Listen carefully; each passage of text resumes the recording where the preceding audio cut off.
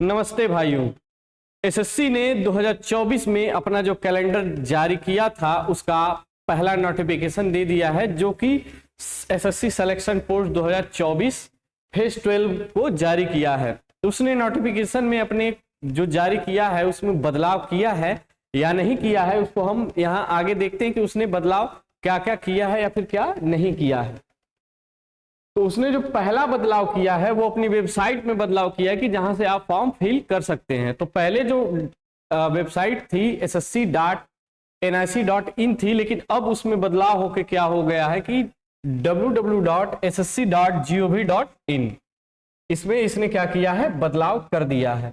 उसके बाद जो हमारा एप्लीकेशन शुरू हुआ है वो शुरू हुआ है 26 तारीख से, 26 फरवरी 2024 से, और ये लास्ट डेट इसका जो भरा जाएगा वो भरा जाएगा ये 18/3/2024 तक, यानी 18 मार्च 2024 तक। लगभग आपको 3 महीने इसमें लगभग आपको 1 महीने का समय मिलेगा फॉर्म भरने के लिए।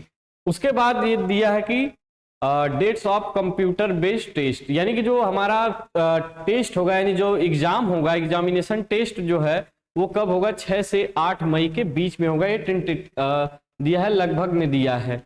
उसके बाद इसने एक हेल्पलाइन नंबर जारी किया है, जो कहा इसने कि ये जो हमारा हेल्पलाइन नंबर है, आपको कोई फॉर्म भरने में दिक्कत हो रही है तो आप हमसे कांटेक्ट कर सकते हैं, यहाँ पे आप इस पे फोन कर सकते हैं। उसके बाद यहाँ एक लाइन लिखी है, लिखा है कि government strives to have workforce which reflects gender balance and women candidates are encouraged to apply. लड़के इतने ज्यादा हो गए हैं तो लड़कियों को उसमें ज्यादा, मतलब अब फॉर्म भरने के लिए गवर्नमेंट ने उनको कहा है कि आप ज्यादा से ज्यादा फॉर्म भरिए, जिससे कि जेंडर बैलेंस हो, यानी कि जो लड़के लड़कियां का जो रेशियो हो वो क्या हो, वो समान हो। तो इसमें कहा है कि आप क्या करिए कि लड़कियां जो हैं हमारी वो ज्यादा फॉर्म इसमें फिल करें। उसके बाद ये सब पहले का ही है, सब कॉपी पेस्ट है इसमें। अब जो हमारे मोस्ट इंपॉर्टेंट चीज है वो पेज चलेंगे कहाँ पे, जो हमारे एग्जाम होगा।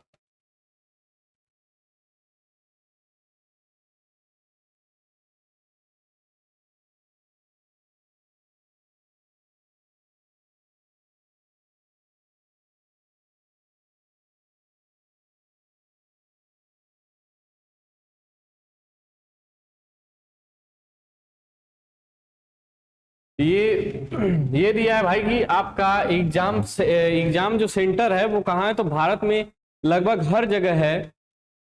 तो कहाँ है, भागलपुर, मुजफ्फरपुर, पटना, आगरा, बरेली, कानपुर, लखनऊ, प्रयागराज आदि सब जगह है। और इसका ये क्या दिया है, सेंटर कोड भी दिया है ना, इसका कोड भी दिया है और सेंटर भी दिया है, कि जिससे आप क्या करें कि उस फॉर्म में जब उसमें मांगे तो आप भर सके। उसके बाद हम चलते हैं आगे, जहां से पेपर के बारे में दिया है कि क्या क्या होना चाहिए उसकी।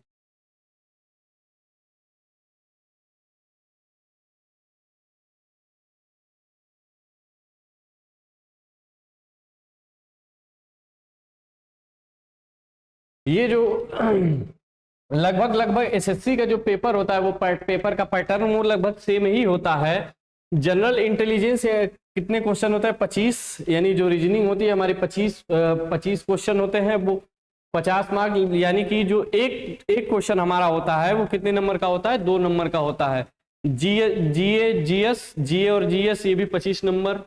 उसके बाद क्वांटिटी एप्टीट्यूड यानी मैथ होती है हमारी 25 क्वेश्चन। उसके बाद जो इंग्लिश हमारा होता है, इंग्लिश लैंग्वेज, वो भी हमारे 25 क्वेश्चन, और हर एक क्वेश्चन कितने मार्क का होता है, 2 मार्क का होता है।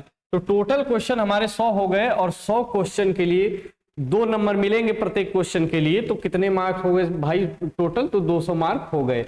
जो एक नॉर्मल लड़के के लिए होता है वो कितना होता है, 60 मिनट मिलता है।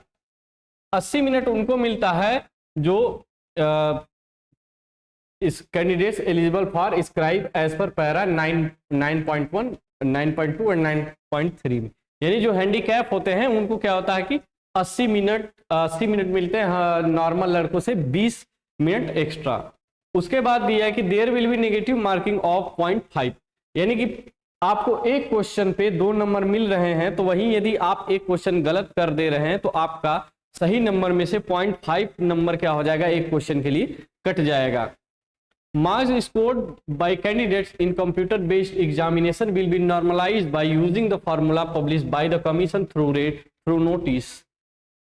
जो आपका कंप्यूटर बेस्ड टेस्ट होगा उसमें उस नंबर में क्या होगा कि आपका वो नॉर्मलाइज भी होगा। नॉर्मलाइज होने का मतलब जो शिफ्ट हार्ड बनती है या फिर जो पहले होती है उसको नॉर्मलाइज में ज्यादा फायदा होता है, तो आपको नॉर्मलाइज नंबर भी यहाँ पे मिलेगा। उसके बाद क्या होगा, हमारा skill test like typing, data entry, computer proficiency test etc जो आयोग मांगेगा। उसके बाद सीबीटी के बाद skill test, typing, data entry जो भी वो मांगे यहाँ पे बच्चों को देना पड़ेगा। उसके बाद the commission shall have the distract to fix different minimum qualifying student in each component of the examination taking into consideration among others category wise vacancy and category wise number of candidate।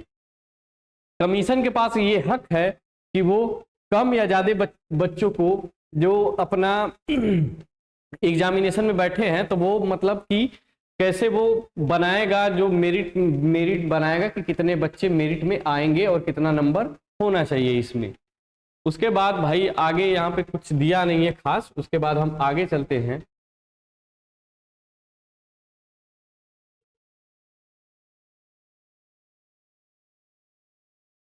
ये जो दिया है label दिया है उसका कहाँ कहाँ है और ग्रेड पे भी इसमें दी हुई है भाई।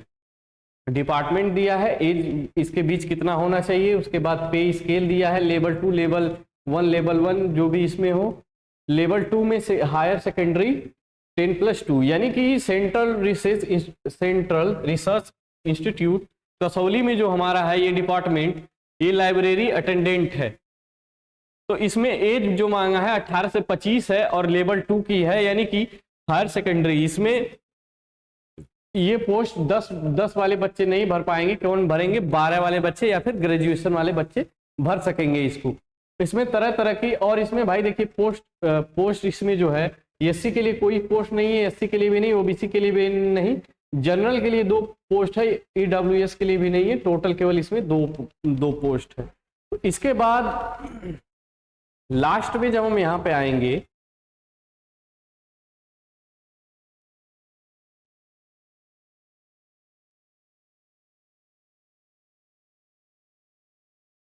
इसमें भाई लगभग बहुत सारे 490 के आसपास पोस्ट हैं।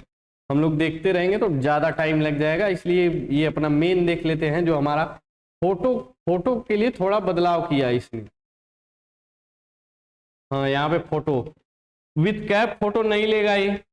उसके बाद ये जो हमारी ये सब फोटो इसने डाला है, फेस अगर आप फोटो खींचे हैं, अब ऐसे फेस करके खींचे हैं तो भी नहीं लेगा, ये स्मॉल फोटो ये भी नहीं लेगा, चश्मे के साथ भी फोटो नहीं लेगा।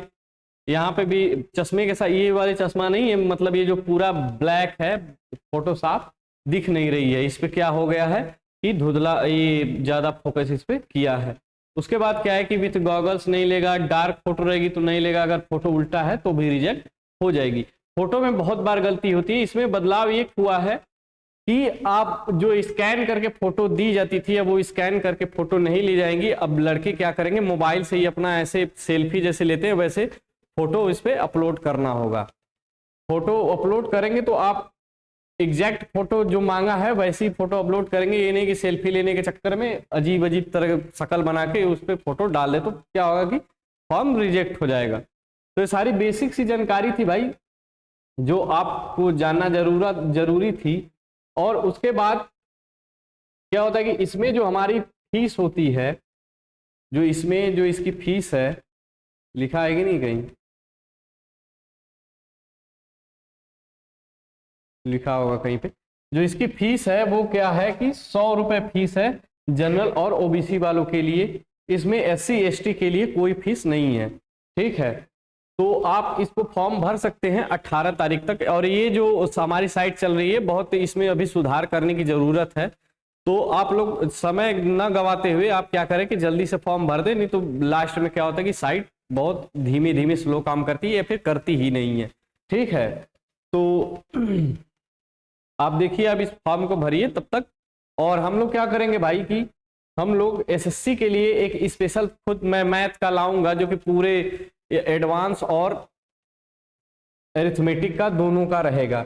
इसमें क्या होता है कि इसमें एडवांस भी आता है और एरिथमेटिक भी आता है। ठीक है, तो आप इसी को मद्देनजर रखते हुए आप पढ़ाई स्टार्ट करिए और आज इसको समाप्त करते हैं।